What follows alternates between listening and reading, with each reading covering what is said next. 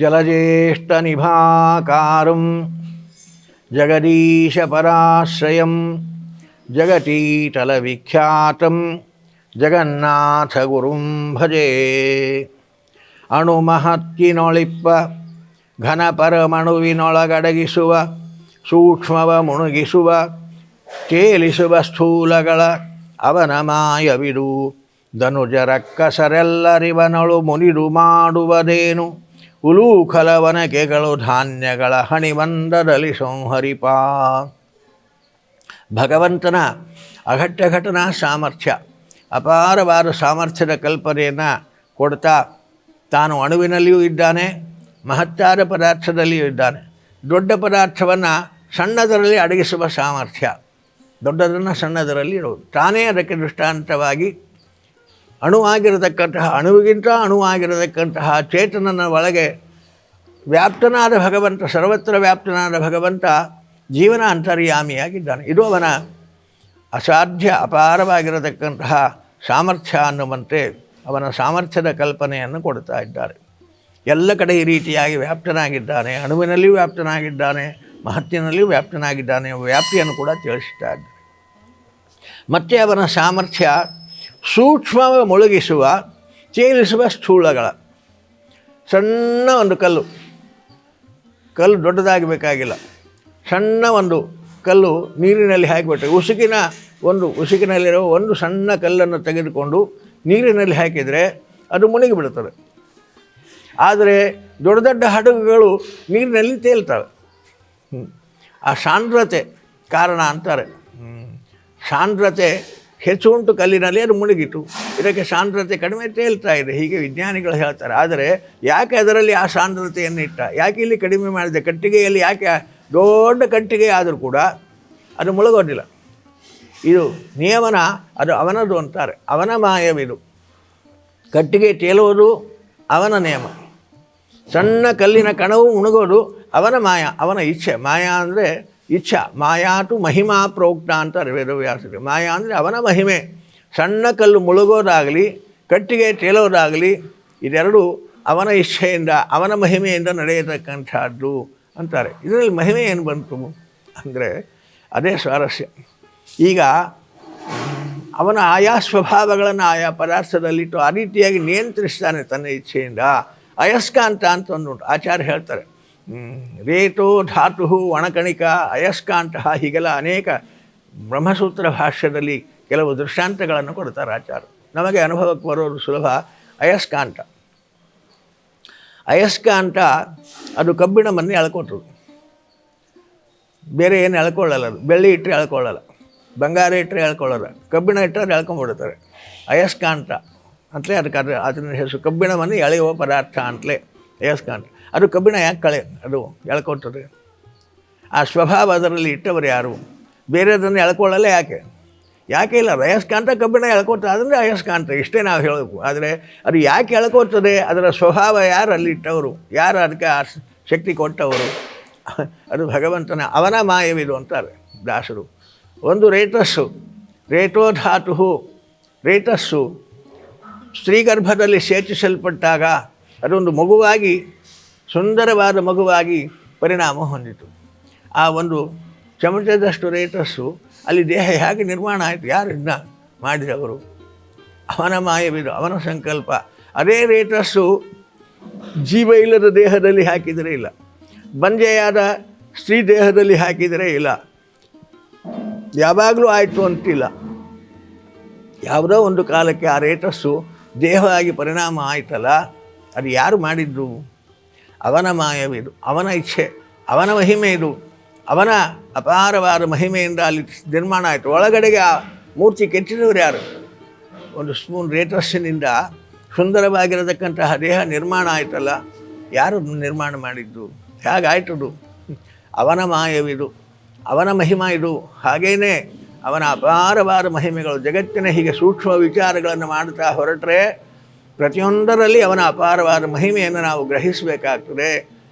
ಹಾಗೆ ನಾವು ಗ್ರಹಿಸ್ತಾ ಹೋಗಬೇಕು ಅವನ ಮಹಿಮೆಯನ್ನು ಅಂತಾರೆ ದಾಸರು.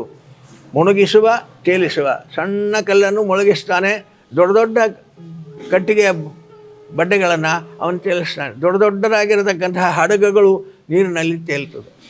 ತೇಲಬೇಕಾದರೂ ಇದು ಮುಣಗಬೇಕಾದರೂ ಅದು ಅವನ ಮಹಿಮೆ. ಅಲ್ಲಲ್ಲಿ ಆಯಾ ವ್ಯಾಪಾರಗಳನ್ನು ಅವನು ನಡೆಸ್ತಾ ಇದ್ದಾನೆ ಅಂತ ಅದು ತೇಲಿತು, ಇದು ಮುಳುಗಿತು.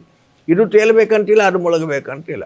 ಇದನ್ನು ತೇಲಿಸೋದಾಗಲಿ, ಅದನ್ನು ಮುಳುಗಿಸೋದಾಗಲಿ, ಆ ರೇತಸ್ಸಿನಿಂದ ದೇಹ ನಿರ್ಮಾಣ ಮಾಡೋದಾಗಲಿ, ಅಯಸ್ಕಾಂತ ಕಬ್ಬಿಣವನ್ನು ತನ್ನ ಕಡೆಗೆ ಆಕರ್ಷಿಸೋದಾಗಲಿ, ಇದೆಲ್ಲ ಅವನ ಅಪಾರವಾದ ಮಹಿಮೆ. ಆಯಾ ಪದಾರ್ಥದಲ್ಲಿ ಇದ್ದು ನಿಯಾಮಕನಾಗಿ ಆಯಾ ವ್ಯಾಪಾರಗಳನ್ನು ಅವನು ತನ್ನ ಮಹಿಮೆಯಿಂದ ಮಾಡುತ್ತಾ ಇದ್ದಾನೆ ಎನ್ನುವ ಚಿಂತನೆಯನ್ನು ನಾವು ಬೆಳೆಸಿಕೊಳ್ಬೇಕು ಅಂತಾರೆ. ಹೀಗೆ ಅವನ ಮಹಿಮೆಯನ್ನು ಹೇಳ್ತಾ, ಏನು ಅವನಿಗೇನು ಬೇರೆ ಕೆಲಸವ, ಎಲ್ಲ ದೇವರು ಅಂತೀರಿ ಅಂತ ಅವನನ್ನು ದ್ವೇಷ ಮಾಡುವ ರಕ್ಕಸರು, ದಾನವರು, ಅಸುರ ಶಕ್ತಿಗಳು ಲೋಕದಲ್ಲಿ ಉಂಟು. ಆದರೆ ಯಾರಿಂದ ಅವನಿಗೇನಾಗಬೇಕಾಗಿದೆ, ಅವನಿಗೆ ಯಾವ ಭಯ ಇಲ್ಲ ಅನ್ನುವಂತೆ ಒಂದು ಶ್ರುತಿ, ಋಗ್ವೇದದ ಒಂದು ಮಾತನ್ನು ಇಟ್ಟುಕೊಂಡು ಈ ಮಾತನ್ನು ದಾಸರು ಇಲ್ಲಿ ಹೇಳ್ತಾರೆ. ಧನುಜ ರಕ್ಕಸರು ಎಲ್ಲರೂ ಇವನಳು ಮುನಿದು ಭಗವಂತನನ್ನು ದ್ವೇಷ ಮಾಡಿ, ಅವನ ಮಹಿಮೆ ತಿಳಿಸ್ತಾ ಇದ್ದೇವೆ. ಅವನ ಮಹಿಮೆ ತಿಳ್ಕೊಂಡ್ರಿ ಉದ್ಧಾರ ಆಗ್ತೀರಿ. ಅವನ ಮಹಿಮೆ ತಿಳಿಯದೆ ಅವನನ್ನು ದ್ವೇಷ ಮಾಡ್ತೀರಿ. ಆದರೆ ದ್ವೇಷದಿಂದ ಅವನಿಗೇನಾಗಬೇಕಾಗಿಲ್ಲ. ಭಗವಂತನನ್ನು ದ್ವೇಷ ಮಾಡಿದ ಆ ದುಷ್ಟಶಕ್ತಿಗಳು, ಆಸುರಿ ಶಕ್ತಿಗಳು, ಅವಕ್ಕೆ ನಾಶ ಹೊರತು ಭಗವಂತನಿಗೇನು ಅದರಿಂದ ಯಾವ ನಷ್ಟ ಇಲ್ಲ ಅನ್ನುವಂತೆ ಋಗ್ವೇದ ಹೇಳುವ ಮಾತನ್ನು ಇಲ್ಲಿ ಅನುವಾದಿಸ್ತಾರೆ. ಧನುಜ ರಕ್ಕಸರು ಎಲ್ಲರೂ ಇವನಲ್ಲೂ ಮುನಿದು ಮಾಡುವುದೇನು, ಇವನನ್ನು ದ್ವೇಷ ಮಾಡಿ ಅವರೇನು ಮಾಡಂಗಿದ್ದಾರೆ, ಏನು ಮಾಡಂಗಿಲ್ಲ, ಅವರೇ ನಾಶ ಹೊಂದ್ತಾರೆ. ಉಲೂಖಲ ವನಕೆಗಳು ಧಾನ್ಯಗಳ ಹಣಿವಂತದಲ್ಲಿ ಒರಳಿನಲ್ಲಿ ಧಾನ್ಯಗಳನ್ನು ಹಾಕಿ ವನಕೆಯಿಂದ ಕುಟ್ಟಿದರೆ ಧಾನ್ಯಗಳ ನಾಶ ಆಯಿತೇ ಹೊರತು ಬೇರೆ ಏನು ಅದಕ್ಕಿಲ್ಲ. ಹಾಗೆ ಆ ಋಗ್ವೇದದ ಮಂತ್ರವನ್ನು ನೋಡೋಣ. ಆ ಋಗ್ವೇದದ ಮಂತ್ರ ಹೇಳಿದಾಗ ಈ ಮಾತು ಸ್ಪಷ್ಟವಾಗ್ತದೆ.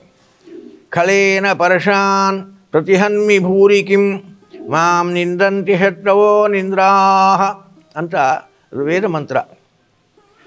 ಮಾಂ ನಿಂದಂತಿ, ನನ್ನನ್ನು ಈ ಆಸುರ ಶಕ್ತಿಗಳು, ದಾನವರು, ರಾಕ್ಷಸರು ನಿಂದೆ ಮಾಡುತ್ತಾ ಇದ್ದಾರಲ್ಲ.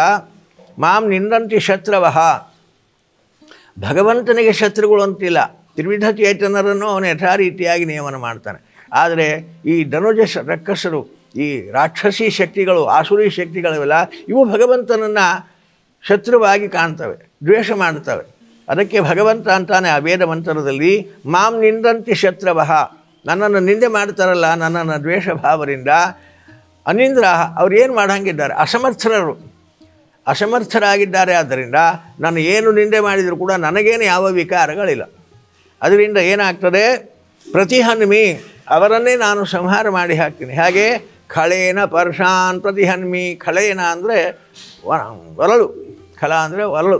ಆ ಒರಳಿನಲ್ಲಿ ಪರ್ಷಾನ್ ಧಾನ್ಯಗಳನ್ನು ಪ್ರತಿಹನ್ಮಿ ಹಾಕಿ ಕುಟ್ಟಿದ ಹಾಗೆ ಆಸುರಿ ಶಕ್ತಿಗಳನ್ನು ನಾನು ನಾಶ ಮಾಡುತ್ತೇನೆ. ಅದರಿಂದ ನನಗೆ ಯಾವ ವಿಕಾರಗಳಿಲ್ಲ, ನನಗೆ ಯಾವ ನ್ಯೂನತೆಗಳಿಲ್ಲ. ಅವರಿಗೆ ಸರ್ವನಾಶ ಅನ್ನತಕ್ಕಂಥದ್ದು ಅನ್ನುವಂತೆ ಅಭೇದಮೇಕೋ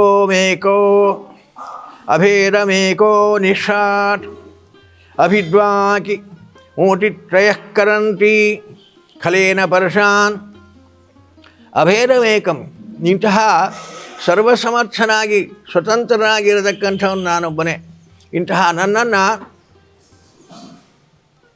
ಅಭಿದ್ವಾ ತ್ರಯಂಕರಂತಿ, ಇಂತಹ ಅನೇಕ ರಕ್ಕಸರು, ಒಬ್ಬರಲ್ಲ, ಇಬ್ಬರು, 3 ಜನ, ಅಖಂಡ ಬ್ರಹ್ಮಾಂಡ, ಇಂತಹ ಅನಂತಕೋಟಿ ಬ್ರಹ್ಮಾಂಡದ ಸಮಸ್ತ ರಕ್ಕಸರು ಸೇರಿದರೂ ಕೂಡ ಅವರಿಂದ ಏನು ಮಾಡಲಿಕ್ಕೆ, ಯಾಕೆ ಅನಿಂದ್ರ, ಅವರು ಅಸಮರ್ಥರು. ಆದ್ದರಿಂದ ಸರ್ವಸಮರ್ಥ ನಾನೊಬ್ಬನೇ. ಆ ಎಲ್ಲರನ್ನೂ ಕೂಡ ಒನಕೆಯಲ್ಲಿ ಧಾನ್ಯಗಳನ್ನು ಹಾಕಿ, ಬರಲಿನಲ್ಲಿ ಧಾನ್ಯಗಳನ್ನು ಹಾಕಿ ಒನಕೆ ಕುಟ್ಟಿದಂತೆ ಅವರನ್ನೆಲ್ಲ ಕುಟ್ಟಿ ಬಿಸಾಡ್ತೇನೆ ನಾನು, ನನಗೆ ಯಾವ ವಿಕಾರಗಳಿಲ್ಲ ಅಂತ ಆ ಋಗ್ವೇದದಲ್ಲಿ ಹೇಳಿದ ಮಾತನ್ನೇ ಸ್ಮರಿಸಿಕೊಂಡು ಇಲ್ಲಿ ದಾಸರು ಆ ವೇದವನ್ನೇ ಯಥಾವತ್ತಾಗಿ ಅನುವಾದ ಮಾಡ್ತಾರೆ. ಧನುಜ ರಕ್ಕಸರು ಎಲ್ಲರೂ ಇವನವಳು ಮುನಿದು ಮಾಡುವುದೇನು, ಇವನನ್ನು ದ್ವೇಷ ಮಾಡಿ ಅವ್ರು ಏನು ಮಾಡಲಿಕ್ಕಿದ್ದಾರೆ, ಏನು ಮಾಡಲಿಕ್ಕೆ, ಯಾಕೆ ಅನಿಂದ್ರಾಹ, ಅಸಮರ್ಥರು. ಸಮರ್ಥ ಅವನೊಬ್ಬನೇ, ಉಳಿದೆಲ್ಲರೂ ಕೂಡ ಆಸುರಿ ಶಕ್ತಿಗಳು ಅಸಮರ್ಥಗಳಾಗಿರತಕ್ಕಂಥವುಗಳಾಗಿವೆ. ಮುನಿದು ಮಾಡುವುದೇನು, ಉಲೂಖಲ ವನಕೆಗಳು, ಉಲೂಖಲ ಅಂದರೆ ಒರಳು, ವನಕೆ ಅದನ್ನು ಕುಟ್ಟುವ ಸಾಧನೆ, ಉಲೂಖಲ ಒನಕೆಗಳು ಧಾನ್ಯವ ಹಣಿವಂದದಲ್ಲಿ ಧಾನ್ಯಗಳನ್ನು ಕುಟ್ಟಿ ಪುಡಿ ಮಾಡುವಂತೆ ಸಂಹರಿಪ. ಭಗವಂತ ಆಸುರಿ ಶಕ್ತಿಗಳನ್ನು ಸಂಹಾರ ಮಾಡ್ತಾನೆ. ಭಕ್ತರನ್ನು ವಾತ್ಸಲ್ಯ ತೋರಿಸಿ ಭೃತ್ಯವತ್ಸಲನಾಗ್ತಾನೆ, ಭಕ್ತವತ್ಸಲನಾಗ್ತಾನೆ. ಭೃತ್ಯರಿಗೆ ಭೃತ್ಯರಾಗಿ ಅವರನ್ನು ಸೇವಿಸಿ ಅವರನ್ನು ಸಂತೋಷಪಡಿಸ್ತಾನೆ. ಆದರೆ ದ್ವೇಷ ಮಾಡಿದರೆ ಮಾತ್ರ ಭಗವಂತ ಸಹಿಸಲ್ಲ. ದ್ವೇಷದಿಂದ ಅವನ ಪ್ರೀತಿ ಇಲ್ಲ. ದ್ವೇಷ ಮಾಡುವವರೇ ತಾವು ಸರ್ವನಾಶ ಹೊಂದುತ್ತಾರೆ ಹೊರತು ಭಗವಂತನಿಗೆ ಅದರಿಂದ ಯಾವ ವಿಕಾರಗಳು ಇಲ್ಲ. ಇಂತಹ ಭಗವಂತ ಇವನು ಅಪಾರವಾದ ಸಮರ್ಥ. ಅವನ ಸಾಮರ್ಥ್ಯ ಏನು? ಅಣು ಮಹತ್ವ. ಅದನ್ನು ಹಿಂದಿನ ಹೇಳಿದರು. ಅವನ ಏನು ಮಹತ್ವ? ಅವನ ಸಾಮರ್ಥ್ಯ ಅಣುವೂ ಆಗಿರಬಲ್ಲ, ಮಹತ್ವವೂ ಆಗಿರಬಲ್ಲ. ದೊಡ್ಡ ಮಹತ್ತಾದ ಪದಾರ್ಥವನ್ನು ಅಣು ಪದಾರ್ಥದಲ್ಲಿ ಇಳಬಲ್ಲ. ಒಂದು ಸಣ್ಣದಾದ ಕಲ್ಲನ್ನು ಮುಳುಗಿಸಬಲ್ಲ, ದೊಡ್ಡ ದೋಣಿಯನ್ನು ನೀರಿನಲ್ಲಿ ತೇಲಿಸಬಲ್ಲ. ಹೀಗೆ ಅಪಾರವಾದ ಸಾಮರ್ಥ್ಯ ಭಗವಂತನದು. ಇಂತಹ ಪರಿಪೂರ್ಣ ಸಾಮರ್ಥ್ಯವುಳ್ಳ ಭಗವಂತನನ್ನು ಭಕ್ತಿ ಮಾಡಿ ಅವನ ಅನುಗ್ರಹ ಪಡೆಯಬೇಕೇ ಹೊರತು, ಅವನ ಅನುಗ್ರಹದಿಂದ ಮುಮುಕ್ಷುಗಳು ಮೋಕ್ಷವನ್ನು ಪಡೆಯುತ್ತಾರೆ ಹೊರತು ಅವನನ್ನು ದ್ವೇಷ ಮಾಡುವುದರಿಂದ ದ್ವೇಷ ಮಾಡಿದವರಿಗೆ ಸರ್ವನಾಶ. ಅವನಿಗೆ ಯಾವುದೇ ಥರದ ವಿಕಾರ ಇಲ್ಲ, ಅವನಿಗೇನು ದ್ವೇಷ ಇಲ್ಲ. ದ್ವೇಷದ ಸ್ವಭಾವದಿಂದ ನಿಮ್ಮ ಸರ್ವನಾಶ. ಹೀಗೆ ವೇದಗಳಲ್ಲಿ ಹೇಳಿದ ಅಭಿಪ್ರಾಯವನ್ನು ಇಟ್ಟುಕೊಂಡು ಭಗವಂತನ ಸರ್ವ ಸಾಮರ್ಥ್ಯ, ಭಗವಂತನ ದ್ವೇಷ ಸರ್ವನಾಶಕ್ಕೆ ಸಾಧನ, ಭಗವಂತನಲ್ಲಿ ಭಕ್ತಿ ಮಾತ್ರ ನಮಗೆ ತಾರಕ ಅನ್ನತಕ್ಕಂತಹ ಸಂದೇಶವನ್ನು ಈ ಪದ್ಯದಲ್ಲಿ ವಿಶೇಷವಾಗಿ ಕೊಡ್ತಾರೆ ದಾಸರಾಯರು. ಹೀಗೆ ಹೇಳಿದ ಅವರು ಮತ್ತೆ ತ್ರಿವಿಧ ಚೈತನ್ಯ ಮೂರು ವಿಧವಾದದ್ದು ಅನ್ನುವ ವಿಚಾರವನ್ನು ಮುಂದಿನ ಪದ್ಯದಲ್ಲಿ ಹೇಳ್ತಾರೆ.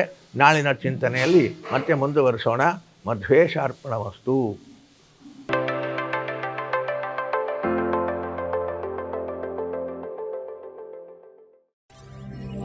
ವಿಶ್ವ ಪ್ಲಸ್, ಜನಹಿತಕ್ಕಿದು ಜ್ಞಾನದ ಜಾಲ.